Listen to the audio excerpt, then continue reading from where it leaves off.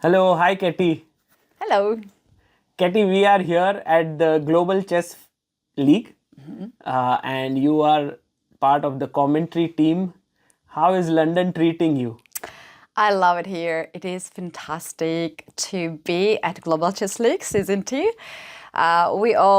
All of us were also back in Dubai for this Season 1, and I loved the event, and I'm so glad to be here for the second year. We have so much improvement actually, and also this different location, so I love it here. Even though we have not seen much, to be honest, still the vibes is something very special. Wonderful.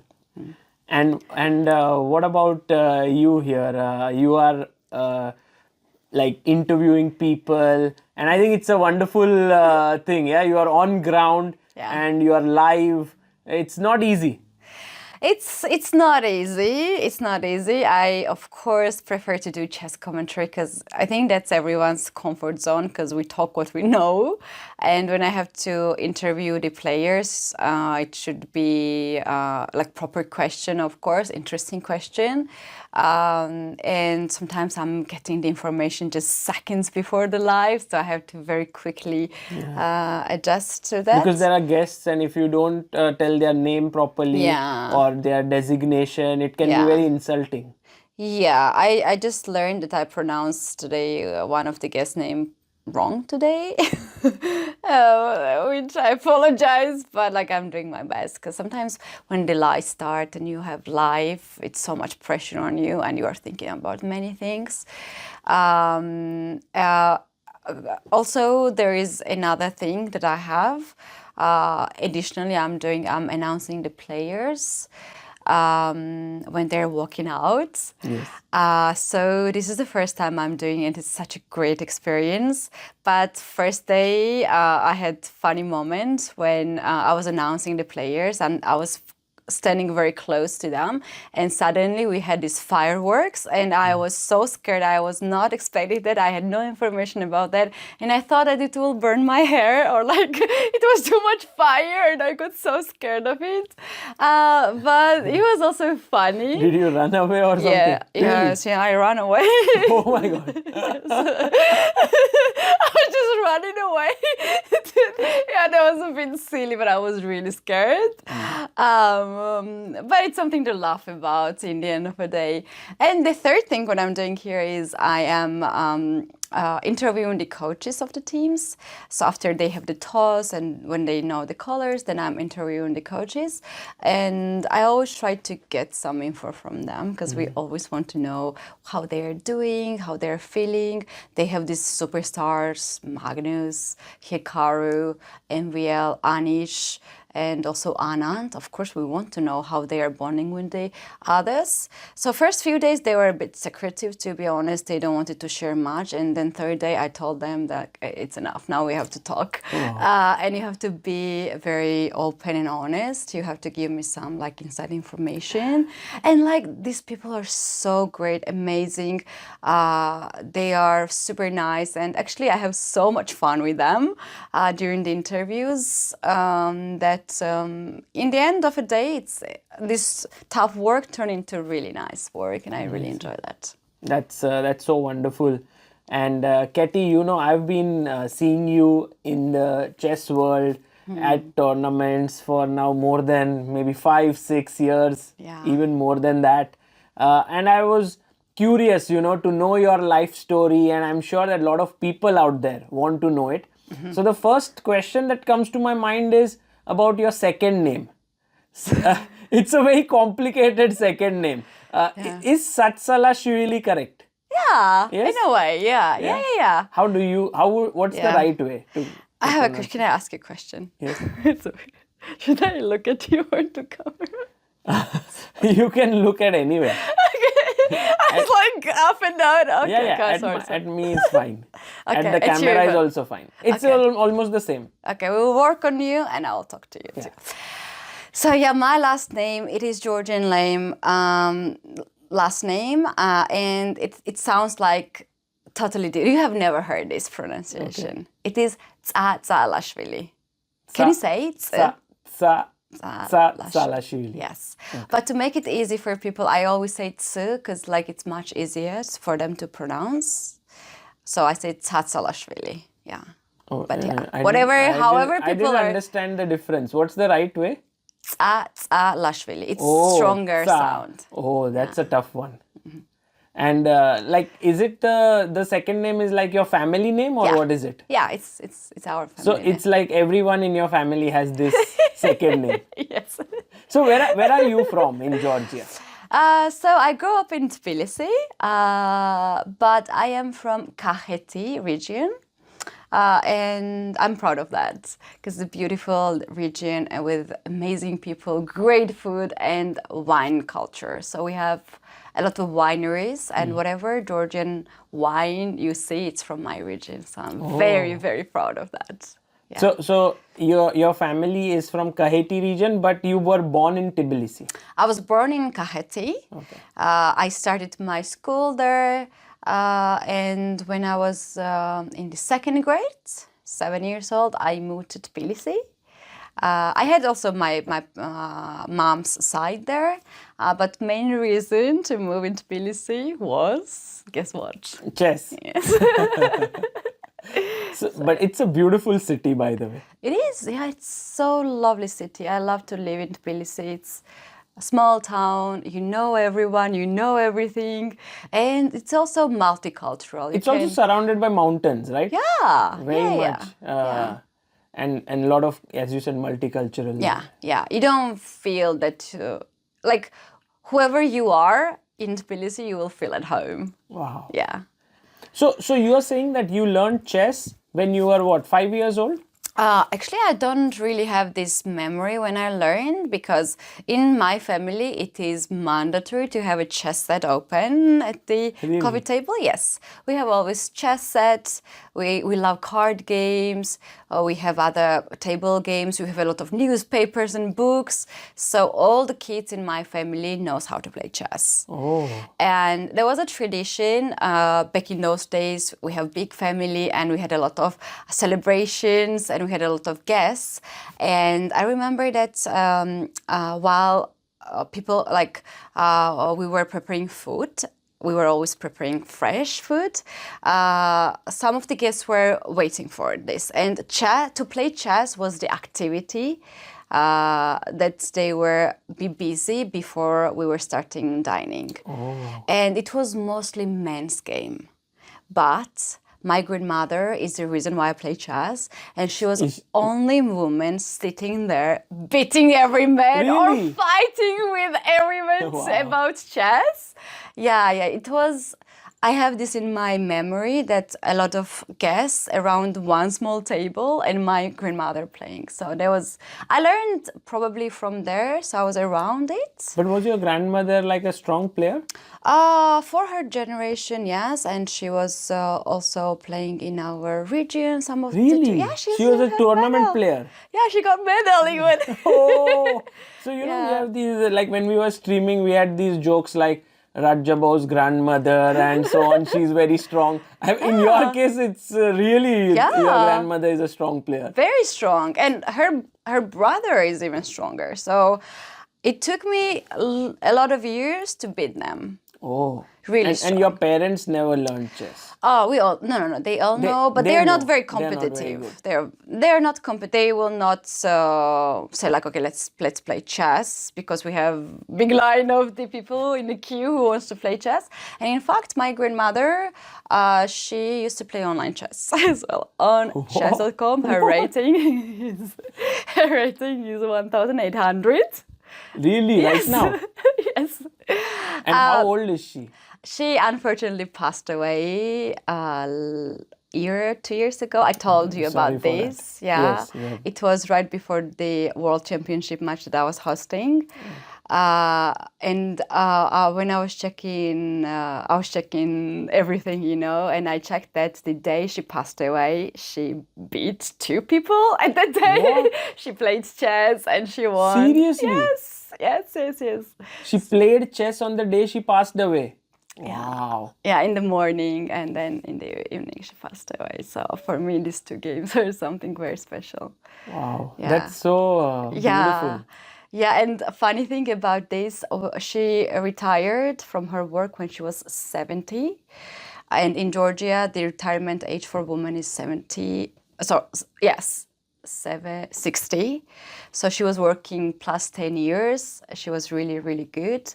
But at some point, she was like, okay, I just want to, have a calm life. And she asked me to download some website for her to play chess. And I created the account on chess.com for her. And then she said that she also wants her brother to have an account. So they both had accounts, but they don't know how to challenge each other. Okay. Right? We're still talking about technology, and they're like 70 plus people. And one day she's calling me and she's like, I think I just beat my brother on chess.com. Can you check it? Her name's there, and she's like, this guy played exactly like him. I think it was him. So I checked on chess.com and it was her brother actually. She beat. Wow, these are such beautiful stories. And in fact, you were a very talented youngster, right? You won a lot of medals when you were growing up at the European Youth Championships. Maybe one of the most talented Georgian youngsters. Getting mad. Well, yeah, it was actually, we were the generation of the players like, Sopiko, Guramishvili, Nazi, Paikidze, Mary Arabidze is a member of the national team. We had also Mariam Danelia, who's my best friend. We were like group of people. We were pushing each other. Like now we have Arjun, we have Prag, we have Gukesh, we have Nihal. They want to be better than the others, and they're pushing each other to be better and better. That's how we were doing. So all these people who I mentioned now, all of us winning medals at World and Europe. And yeah, well, I was one of those. I think I collected 6 medals at World and Europeans. So Yes. yeah. And two golds. Yes. Yeah, I mean, the thing is that it's said about Georgian women players that they are very strong. Yeah. Was it like when you were growing up you felt it, or because for you it was like in the family, right? Your grandmother was a good player, so you learned from there. Yeah. But has it something to do about Georgia? And we know about Maya Chibudanidze, we know Nona Gaprindashvili, we know Nana Ioseliani, all these players. Yeah, my grandmother knew them Okay. quite close. Okay. Especially Nana Alexandria, and she loved chess because of them. Oh. And she played chess because of them. Okay. And I played chess because of them. And it's very interesting because I'm very close with Nona Gaprindashvili. At this point, I very often visit her at home when I'm in Tbilisi. She always likes to tell me some stories, and she loves to hang out with young people. She always asks me about new gossips from the chess world. Like, she's curious about these things. She has so much energy at this age. She's 83 years old. Yeah. I saw her just at Budapest for the award, like the Gaprindashvili Cup. And she was looking so fit. Yes, it was the awarding ceremony for the 100. And I was sitting next to her, and she told me, okay, I can't recognize people on the faces, so tell me who is this. And she always had stories about everyone. She was telling me so much stories at the age of 83. If you offer her a hand to walk on the stairs, you will regret that. Yeah, she's amazing, and I have not even realized how much these things helped me to play chess.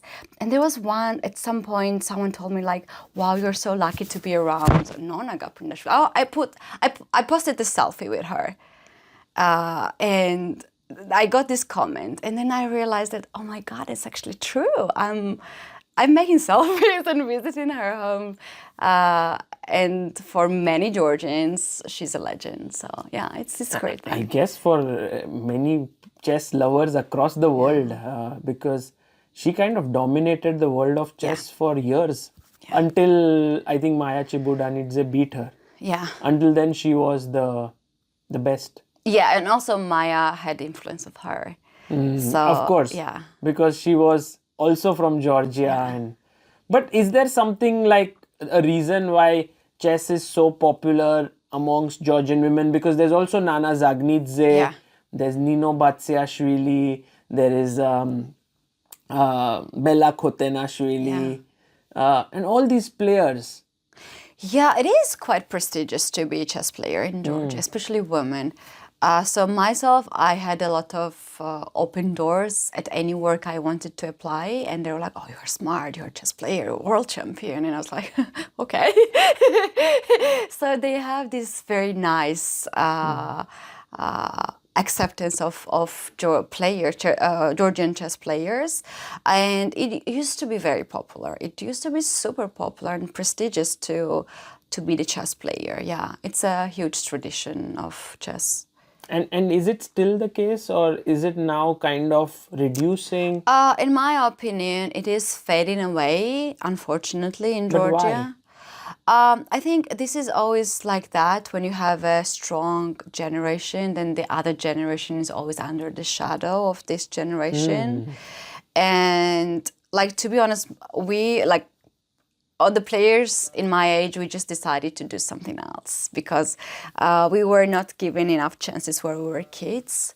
And then if you are not given a chances, if you don't play in the tournaments, if you don't play for your team, then what's the point to play chess? Yeah. So when you're at the age of 17, I think that's the moment you have to play already in the team. And it is so difficult to make choice, right? You have this strong team, you want medals, and then you have a young generation who needs to practice. So our federation decided to keep this generation and bring medals. They were providing medals actually for years and years, but then we decided to quit. This is such a such a deep point actually. Yeah. Because if you think about it, every country that has a lot of talents and is becoming strong, like maybe India for now, as a the next generation has to be taken care of. Yeah, we felt that we were under their shadow of very successful, and yeah, of course they're strong. Of course, they're superstars and very strong players. But like our generation, we had never given any single chance to fight or to represent the federation. So it was a bit heartbreaking. And like in chess, you have this momentum you have to use. You have to have these chances when you're young, when you want to play. And as I mentioned, it is prestigious to be a chess player. So you can get any university, you can get any job you want already using these titles that you have. So all of us just did it and found our way out. But you became a WGM.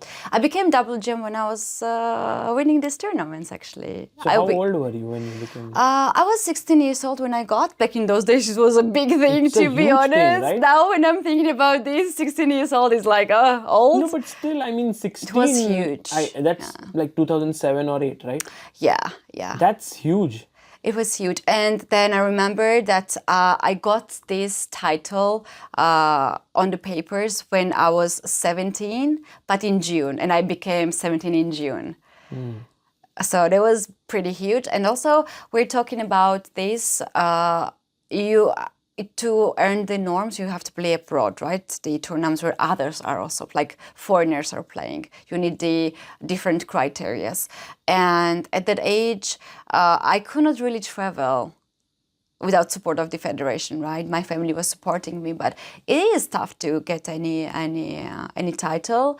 And when I decided to quit from chess, my grandmother was very upset at me. She was heartbroken. She was crying. How old were you when you decided this? 18 years old. 18? Yes. But it was too soon, no? Well, there was a reason. I never talk about this, but I became the European champion under 18 and also got the medal at the World Championship. And that's the time when you have to actually get some tournaments and get the chance to play for the team. But there was a very, very bad approach from the federation, and they kicked me out from the Georgian championship first. Then they said that I have to play this to qualify there, and I was not even like given any stipend or anything for that, and it was very hard. Like there was one meeting, I remember this so vividly, and I remember even people who said what.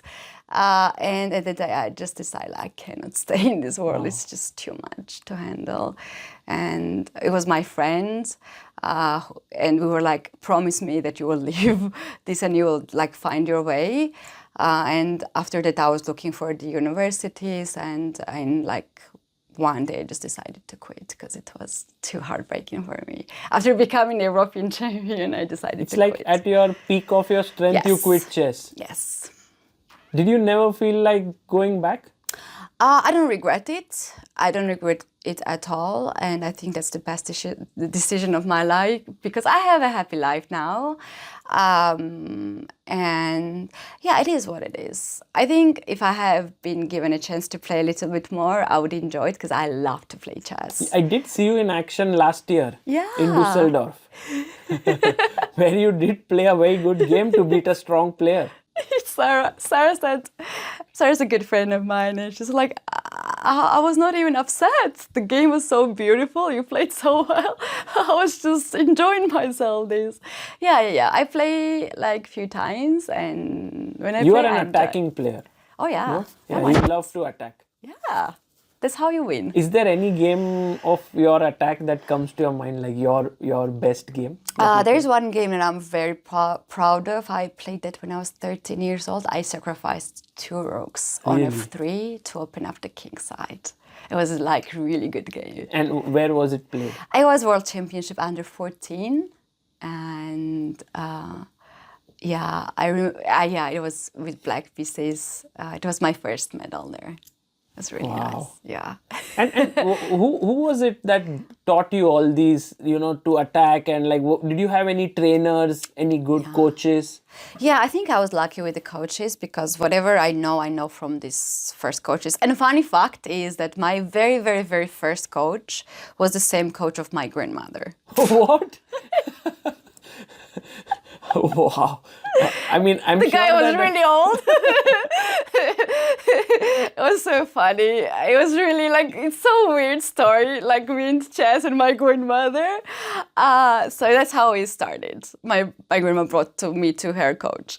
But of course, then I needed to go to the other coach. And I found I had this coach. It was really good. He put his soul in my chess skills. And I think I know everything from him. Then by the times I was going to the other coaches, and I think all the coaches that I worked with, they gave me so much. And I believe that in every chess player's success, there is like huge percentage of coach. Like I think 40%, if not more. Right. Like my coaches were doing so much work. For me, it was incredible during the game. So I had like just everything on the table, and I had to memorize it and just bring it. And are these coaches like would I know about them? Like their names, some of them, yes. Some of them are still coaching, but I don't know. I guess some Georgians. They were all Georgians. Yeah. They were all Georgians. Yeah. And what did you study? Politics. Politics. Wow. And diplomacy, yeah. And this was in Tbilisi. Yes, I studied at Caucasus University, but then I was a student of exchange programs too, Erasmus programs too, and I chose this field. I was looking for many other things, and then I looked my horoscopes. Seriously? Why did you do that? No, my horoscopes. There was a person who was helping me during my chess, psychologist, and he was helping me big time. How to handle the stress, how to handle the tiredness. And then we were talking about this, and they said that for my character, she knew me from my childhood. She said either you have to choose something connected to TV, because I like to talk, or politics, because I like to talk. So And then when I was looking to the programs, I was like, yeah, why not? I will just choose this and then we'll see. And you actually now are a part of the chess community in various forms, right? You are a commentator, you stream, you create content. Maybe some other ways which I'm not aware of. Secretly maybe you have arbiter title or an organizer title, but I know you as someone who is always promoting events, being there, commentating, streaming. So how did this begin? Well, first of all, why I'm here and why I'm doing this with all my heart is that when I was a kid, when I was winning the tournaments, I barely had a photo to use it for the newspapers. They were like calling, like, we want to publish about Keti and please send us the photos. And my parents were like, okay, let's make photo with a chess photo. I barely had it. I don't have a photo from when I became a world champion, which is heartbreaking, isn't it? Like from this moment or the video or anything. And this is such a powerful moment for you and for your children and the whole and the whole family. And I was always thinking, like, if I had a little boost, it would mean so much to me and my family as well. They will put so much energy in me. And now when I see this young kids or anyone who wins a tournament, why not to promote it? And why not to share this happiness with them? Because I really honestly always share the happiness of everyone because this is what is so important for me to promote chess. That's the reason why I don't play, not be a reason of other people's to quit chess.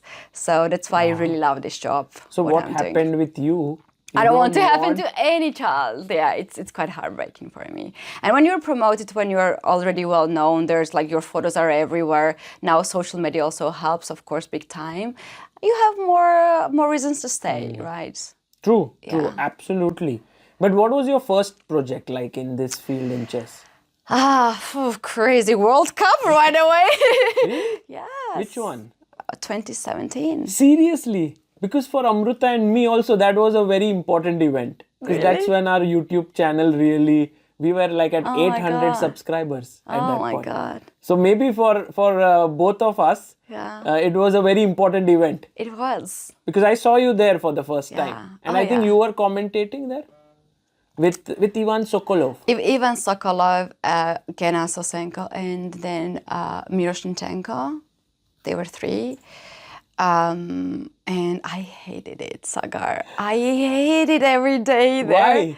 Why? Oof. It was so bad experience. First of all, I was gone from chess for a long time. I had already my career. I wanted to study my master's abroad. I passed my exams. I got good scores, and then I wanted to I wanted to study in France. I had also my work, which I loved. And then I got the call from the president of the federation, and he's like, sends me the location. It's like, please come in here. We need you. And I was like, who are you? Like, I'm sorry, what? It was almost like 8 years have passed. Yeah, but I was not playing chess. Exactly. Yeah. 8 years since, because you were 18 and now this is almost like you are 25. Yeah, exactly. I was 25, when I started that. And also when you finish your career in this way, you don't want to even know what's happening there. Like, you have your life, you're minding your business. So I was with my friend and I was like, I don't know what's going on, but I have to go there. So I went there with I don't know, some dress, and they said like, oh, we have this tournament here. I had no idea there was a tournament there, and we have Ivan Sokolov, which I knew before. We worked earlier in some other event, and he was asking like, oh, maybe Ket can help us, and like, can you just go there? He was already commentating, and I walked in. I walked in the studio. And you had never commentated before. No. I sat down and looking around. And Ivan is a very good friend of mine. He didn't even look at me. He was like just like the forehead camera. It's like hi, and he came like Bishop G5 here, and I was like what should I do here? And I have no idea. And we had this screen on the chair, and I'm looking there like just focusing, and there are like comments, and like, who is this? What's her name? Like there are comments, like they are bullying me in their life, and I'm like just I have not said anything the first day. I looked really angry and everything, and I was just thinking like, should I just stand up and walk back like I came, or should I wait? Because probably they have break at some point. He has to stop. But you did it for like what, 3 weeks? No. I'm already planning how to quit. Because I didn't know I was hired at the commentary. Like, I was shocked. And then we had a break. And we had a person who came to me and was like, oh, maybe you need ChessBase. Do you want to use, which one do you want to use? Do you want to use Stockfish or Houdini or something? And I was like, what is this fish? So you were completely detached from The chess. last time I played, like I used the engine was Deep Blue, Fritz or something. Deep Fritz. Deep Fritz, yeah. They was like, yeah, I'm that old. So of course I was not using any engines for like many years. Why would I? And the guy tells me something fish, and I memorized it. I was like, yeah, last fish. It was so embarrassing. And he put this into, I knew how to use ChessBase. And then at the break, I said like, okay, guys, like, goodbye. What the hell I was angry. I was like just screaming at them, like, what? And they said, like, oh, please, you're the only person we could find here who knows chess in English. And please go back. And like, and they said like, we will pay you. And I was like, I don't care. Like, I just don't care. I want to go. And then Zurab came as my impression. Like more and more men were coming. Like, please stay. And I was like, what the hell? And they said like, no, I'll not stay. And then they said like, they brought a producer, and the producers are like, I'll teach you how to do these things. So I went back. I hated it more even because she came back. They hated me. I hated them. Ivan was doing commentary by himself. And it was a game. Do you remember when Magnus lost against this Chinese? Bu Jiangxi. Yes. I remember. I was like, who is this guy? Magnus, I remember. You didn't know also Bu Jiangxi. Okay. Okay, I knew some of my friends there, of course, but not everyone. And that was the first day. I was like, bye. I will block your number. Never call me again. So we had a big talks there, and then I said like, okay, whatever, I will do this. But we have to communicate, like, you cannot do just this and I cannot sit there. So next day I came prepared, and I remember that day I think that was a day when I registered on chess.com. And I said like, I have to solve some puzzles.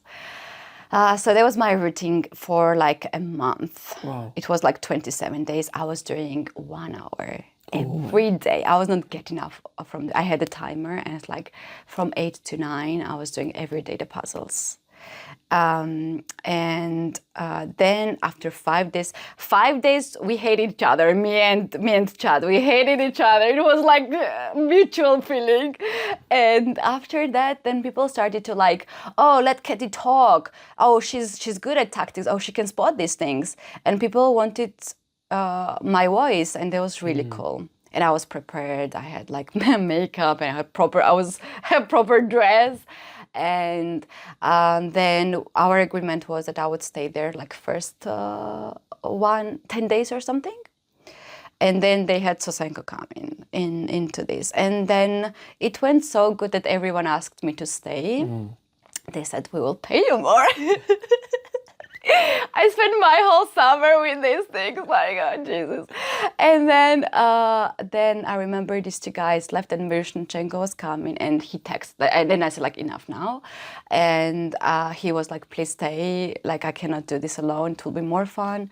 Then we had finals of Ding, Liran, and Aronian, and at this point, I was already enjoying it. So this is how I start my commentary. Wow. And then it continued. From that point, like in the end of the tournament, I had booked scheduled already for half a year. Yeah, I got Because it's such a long event and there's so many people or organizers coming. yeah. They saw you and they were like, "Can you do it with us?" Yeah, exactly. They were sending me the tickets for my schedule was booked already up to March or something. If the organizers were there, my next event was European Cup. We started heavily, so yeah, it was crazy, and I was flying from tournament to tournament to tournament. Like And so this. out of the blue, like, you had some other plans, do masters and stuff. And out of the blue, you do this one event and your career path changes. Yeah.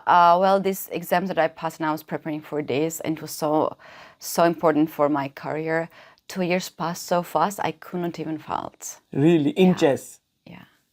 It was back-to-back events, and I was enjoying it. I love chess. But it's such a spontaneous decision, yeah? Like, do you live life that way? Yeah? Yeah. You just make decisions on the spur of the moment. Yeah, why not? Why not? We have one life, so why not? I like to plan things in advance, but whenever I need to make decision on the spot, yeah, why not? I'm comfortable to switch that. And I said to myself, like, anyway, this is the life you have now. And at this time, I was already thinking not to continue my master's in politics and to have other education. So, you can always study whatever you want. I think it's better to study when you know what you want rather than to have diploma dusted somewhere on the shelf. So it's okay. It's okay, really. And did you, like, after this, the pandemic struck and then you started your streaming career and so on, right? Yeah, pandemic was such a big boost actually for me. I was working for like 10, 12 hours every day. Really? Back-to-back projects. Sometimes I had 2 projects in a day, and one of the projects was starting at 12 midnight in US, and I was thinking, like, whenever someone speaks, I hope I will not fall asleep because I was getting tired. But yeah, then I started to stream because I realized that you cannot show your true self at the commentary, right? It's not your show. You can't say, like, okay, this. But then it is such a comfort zone to stream. People can know you and they can see this other side of you. And it was a huge thing for me. And we were, for me, it was also very, very nice at the time to have this communication with people. And I was like, oh, that's what they want to know, actually. And also was very helpful for my commentary because this is the level of the people who are watching. So this is how you should commentate. So, yeah. You got to know your audience more closely. Yeah, exactly. And I liked that. Hi, guys. And now it's like it's a mixture of both in your life, or how is it? Yeah, now as the OTP chess comes back, I'm traveling for the tournaments, and I like this. I like the one-to-one communication. They're my friends, and it's I like this is a comfort for me. I know a lot of people don't like to travel; they like to work from home. But for me, this is something very important. And there have been some tournaments when I was, like, for instance, World Championship match. I was doing my work and then I was hosting for 2 hours or 3 hours. So I was like combining it. You were the press officer at the World Championship, yes? Or what was it? I was the moderator. The moderator. Of the. Such a tough task. For the Ding Nepo match. Oh, yeah. And those press conferences are legendary, I think. They will be etched in time for the answers of Ding mainly. Yeah, it was great. Well, I think this was actually my biggest thing in my career, and I loved it. I loved every second to be so close to these players. I could feel them breathing deep. I could feel them being very sensitive and very close to cry. And I was feeling like I had to protect them in some way, not to, like, break down. It was a great experience, I think, for me. And yeah, it's a part of history, I think, just history. And I was there in the middle. Anything that stands out in your memory? Yeah, the last day was very very emotional for me. And there was the moment, so basically I had my own pain, right? I lost my grandmother who brought me to chess. And only person that I wanted to watch that press conferences was only my grandmother who could not. And then the last day was, it happened so fast, right? I thought it would be a draw. So I had this form to film and I just put there a draw and was getting ready for the next round. And then Ding decided to continue to play and there was a blunder. And then Nepo just lost it. And these last moments, we were watching that live and I was like, oh my God, this is the end? This is how this ends? And remember when he threw the pieces and Ding sat down and cried. So basically after that, I was like in a shock state. And I was sitting there and there were no players. It was without the actors, the play without the actors. And then Ding came first. It was, of course, applauses. He went to his team. They started to cry. And then he came back to sit down and there's no Jan. And there's no press conference in the final without a player, right? So I was told that he might not come, so I could start. And I don't wanted to start without him. And they were like, start now. And I was like, no, I will not start. Oh. And they were like, start now. And it was my personal decision to wait for him because if he wanted to come and we were in the process, he would not walk in the room. So I was like, this is my thing. I have, of course, people who are supervising my job, but this is my thing. In the end of the day, people says this as my thing. No one knows who is behind these orders, like started now. And I waited actually a lot of times. And then I heard at some point from distance the claps. And I was like, maybe that's Jan walking in. So he walked in. He came back in. I think we were waiting for 15 minutes. He went there, he sat down, and a lot of people came with him. They were crying. And I was like, if I look at that side, I will cry probably. So then I looked at Ding and he was also crying. And I was like, is there someone not crying? Because I was already having such a difficult time in my life. And in the end, like for one person, it was a big loss. But for any other person, it was the biggest day, biggest achievement, right? So you can't really ruin that. And yeah, the last day was something very, very emotional for me. What a day. Yeah. What a day. The way you narrated it is so beautiful. Like it must have been a tough day. I'll tell you one thing actually. Before they came, before I said hello and announced the world champion, I was doing the breathing exercises. like with it maybe. I was doing it actually. I was praying that everything will come together nicely, and I think it's a history. It's really a history, and yeah, that's it.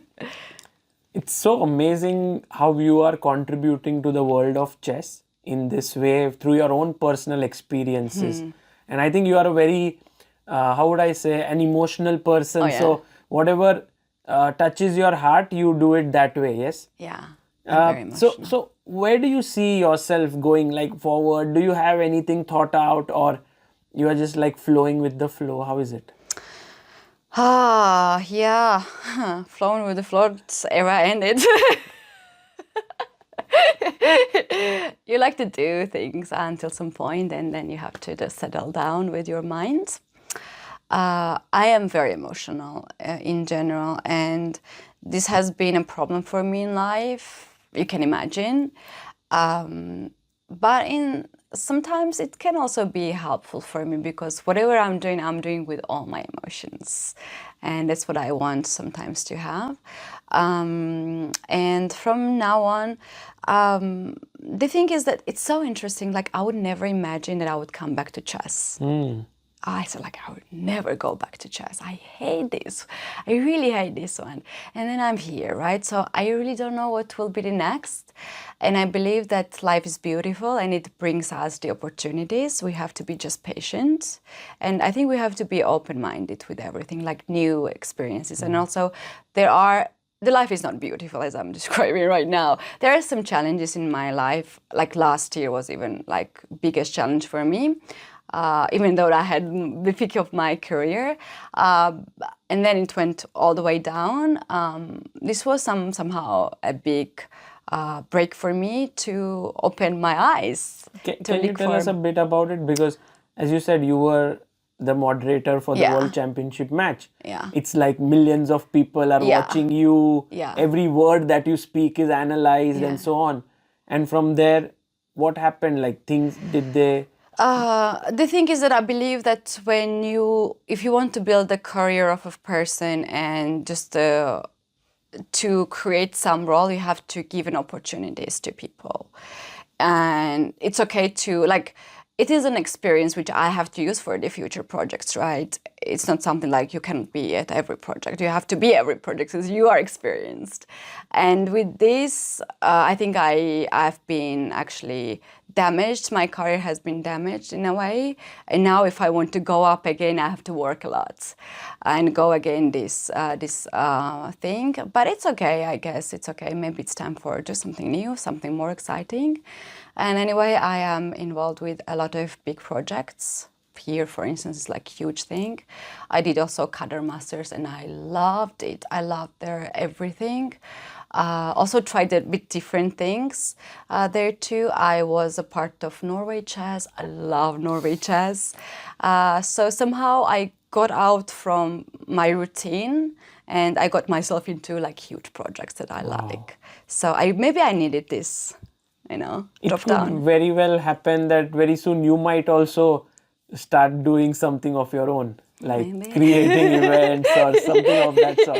Maybe, you never know. So yeah, what is really nice, now I live in Poland, and in Poland chess is so much appreciated and chess players are appreciated. So there are a lot of events when, for instance, chess players are invited to take a part as a business forums, and the big companies are so much pleased to have you around there and them to have your influence. And they're using chess as a tool to, I don't know, spend time, to learn something more, something strategic, and so on. And I'm getting a lot of this kind of activities now. And I love it. I love it actually in a way. Wow. And this is something that will spread the world even farther. And there are so many other people coming, like you're bringing companies. In new people and new players into chess. Yeah. We have a lot of people being interested, and new companies being interested into chess world, and why not? It helps in a way. Amazing. And you said that you now live in Poland. Where do you live? So I live in Tsatsalashvili, this is the region, and oh my God, I just remember I have to Duolingo. I do every day the Duolingo in Polish. To learn Polish. And I just remembered it now. Okay, now it's like, not late. It's like how you did the tactics for 1 hour every day during World Cup. You're doing Duolingo. Duolingo every day, and during the tournaments I'm doing last second. But I have a trick, guys, and you can use it too.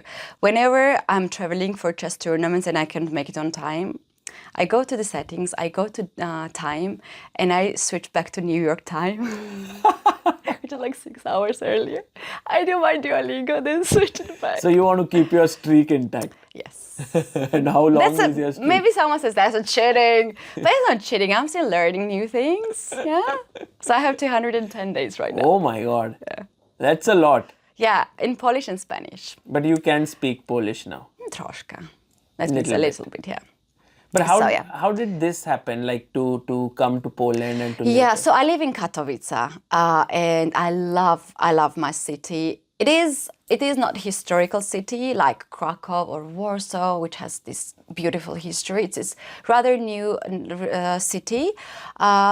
But to live abroad, not having much friends, they also have these cultural differences because Georgians were very emotional and loud people. And Polish are so, how to say, like, they're more like balanced in a way. Do you More feel sometimes reserved. that Georgians and Indians are a little similar? Oh, 1000%. That's why I have so many Indian friends. I feel like home.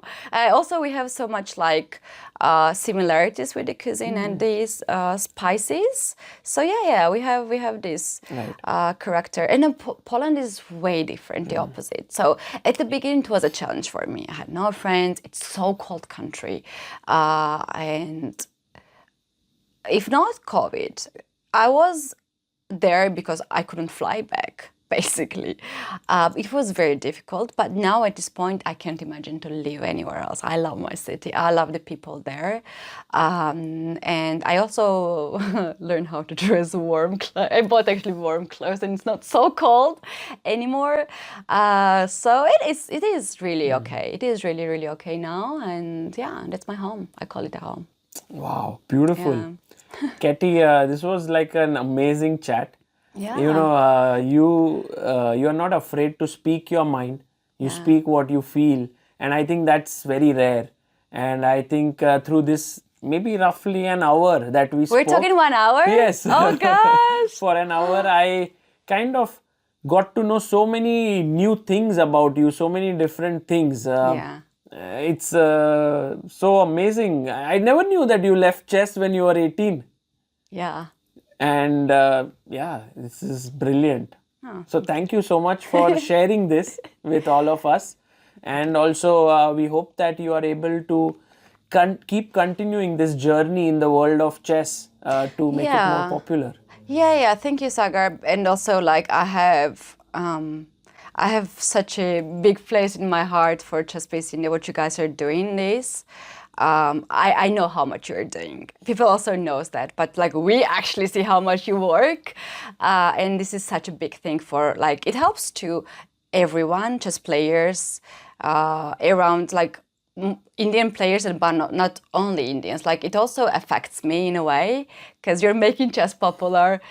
And I'm getting advantage also with that. So it is always the chain, like we are helping each other. And thank you very much for doing that. And once again, I'm saying this, that if ChessBase India or like broadcast or whatever existed in a time that I was playing, it would be such a big boost for me. I would not stop playing. Maybe you would have been the women's world champion right now. Like, Who I don't knows? know, like who knows, who knows? But it's also like it's for me it's very important to be satisfied in your life, whatever you achieved. Maybe world championship, maybe grandmaster title, maybe I don't know, but you have to be happy with that. And yeah, it's actually it's just great to whatever you are doing. So thank you very much for that Thank too. you. Will we see you like play chess again ever? Oh yeah, I still play chess. Like for example, trying like how Levi wants to become a GM, you would want to become an IM, Good luck, then Larry. GM. Would you do that? Road to GM. I do have 2 norms of IM. Oh, you have 2 norms. Wow. I do have, but it's not my goal. Like, yeah, and what? It's not my goal. I have other goals, but I still play chess. I like to play leagues usually because it's like team bonding. I played recently in the French team. We qualified in top 12. Out of blue, our team captain was not ready, so he has now a headache to find more players and the funds for us in the upper league. I like that actually very much, and I think once in a while I'll play some chess. Sometimes when sometimes we dream. Even we are not sleeping, you know this, right? You are not sleeping, but you're still dreaming. There's a part of that I'm still winning the title. Wow. Yeah, so yeah. Who knows, Keti? Maybe one fine day you get an invitation to some tournament, suddenly you become a player, but yeah. We'll see this. Life is crazy, but whatever I will do in life, I don't know if I will do this, what I'm doing right now, because I'm already doing it for 7 years. Whatever I'll do, I know for sure chess will be always there because it was like a big part of the reason who I am right now. And chess gave me a lot of things. I'm competitive because of chess. I want to be the best. I want to be the first because of chess. I have a lot of colleagues who call an opponents, but they're also my friends. And also chess gives me this memory thing, so I can memorize things easily. So yeah, why not to support this sports Beautiful. forever? Thank you, Keti, for your time. Sure, thanks.